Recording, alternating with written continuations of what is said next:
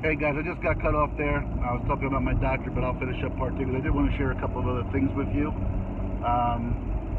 So a couple of thoughts to share with you. One is I had to have a conversation with my family. You may even hear it in my voice. I'm not as exhausted. I just light at the end of the tunnel. We're at the end of the tunnel. I've got help at work. The next addition to my team comes on Tuesday when I train a young lady to be the office support. And we'll really be rocking and rolling and doing some real positive things at my DC. So I'm excited by that. But it also means there are things like I'm able to do now as opposed to working 15 hours a day, like run home and have breakfast with my kids and see the crazy dogs and Jamie and say hello to everybody and not be so overwhelmed with working. But that got me to thinking and having had a conversation. I had a little family meeting last night. I certainly am interested. I'm excited to be finishing the book. I've set a goal for myself at the end of January. I think that could be done. A lot's going to happen between now and then, not just the writing part, but lining up the publishing aspect of it and so forth. But the reality has been what it's been. That while I'm paying my bills now, and I'm not here to whine about my financial situation, I've got a pretty big hole to dig out of. And while I'll be able to pay my monthly bills rather, not easily, easily, I won't have a whole lot disposable after, I'll be able to pay my monthlies, it's hard to get caught up. So one of the things I'm considering, and I don't know if my bosses are watching, I hope they're not, is do I try to get a second job and just continue to burn the candle at both ends for just another 3 months or something like that? Do I try to get a second job to get out of that hole and get back to even ground end of quarter one, end of March, end of April, so that the next step of my life is starting, paying my bills, rebuilding my credit, working on the journey, working on the book, working on spreading the message and the business aspect of it. So that's a family discussion we had last night, and I'm still not convinced of what I'm going to do with that. So that's just one of those observations about the journey. But lastly, here was something that came up yesterday. I've never talked about this in public, not a big deal. But yesterday, it was prompted because I was talking about a business up in New Hampshire where kind of haters came in and wanted to, be offended by the name of a business and they should change it. And our whole world is so damn politically correct that, I think there's reason to be politically correct in some instances, and then I think there's not. And maybe I just don't see it from my perspective, but I'll share my perspective with you. And one of the things I talk about is if you don't like something in life, you don't have to partake in it. You don't have to do it. You don't have to watch it. You don't have to eat there. You don't have to whatever, right? I find social media, quite honestly, to be somewhat offensive. And I think its use by the younger generation is really part of the downfall of our society. People have lost the ability to communicate and some other things. As an example of that, one of the things that I find absolutely bewildering to me is the success of this family called the Kardashians. Now, I'm not here to hate on them. I'm not.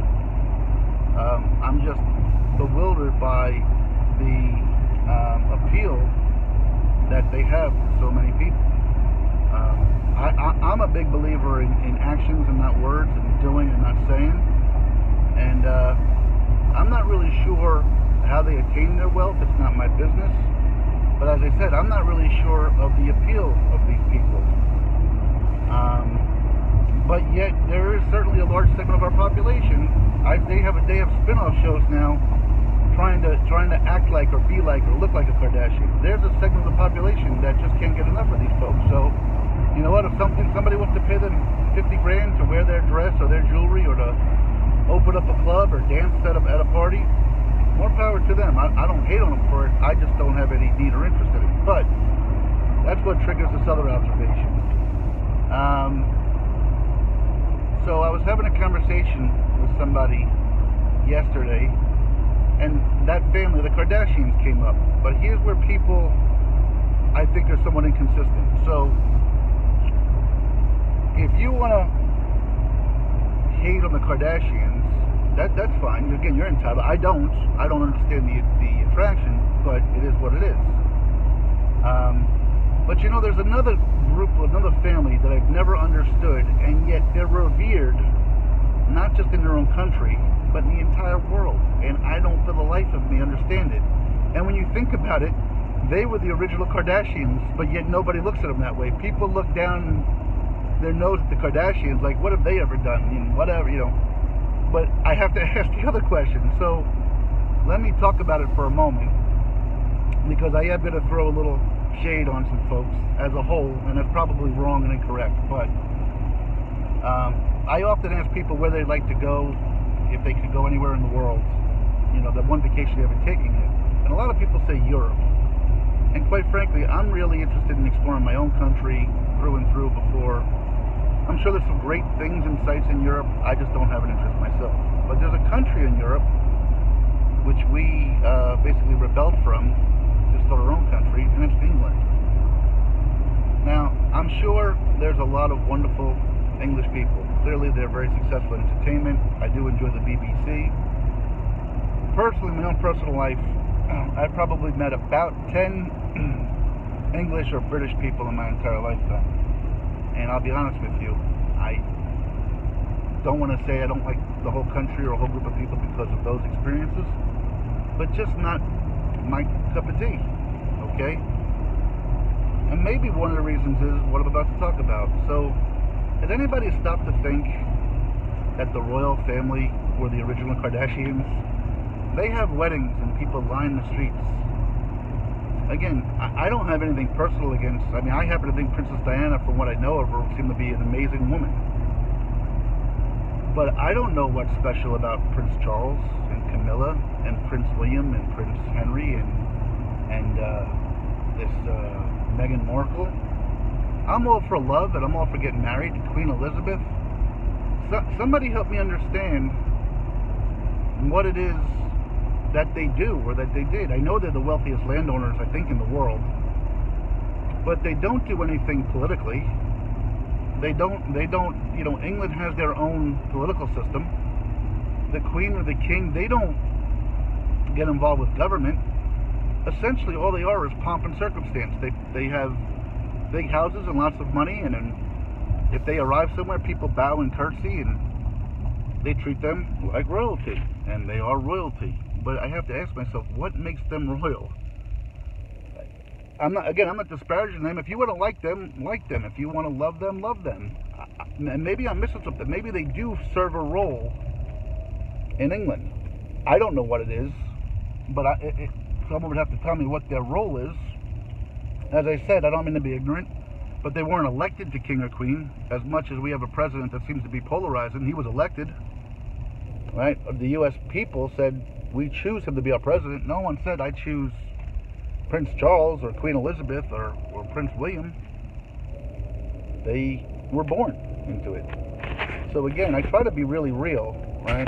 And one of the things, I'm a pretty low-key guy when it comes to celebrations and birthdays and ego. Like I always say when birthday, you know what I did today? I woke up and I peed standing up like I do every other day. There's nothing special about my birthday. That's the way I look at it. Others that want to make a big deal of it, that's fine. More power to them. But as I said, you know what? Prince Charles and Prince William, you know what they did when they woke up today? They woke up and they peed standing up just like I do. I don't know what they did to earn the world's respect and love and whatever, any more than me or the guy over there. I'm more driven by a volunteer fire company right now than the guys in there.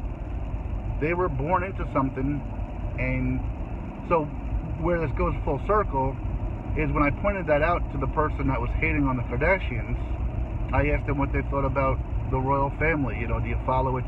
Well, I don't really care, but I think it's awesome, but why? What makes the royal family in England awesome, or royal families in any country that are born into something? Why are they awesome and the Kardashians are not?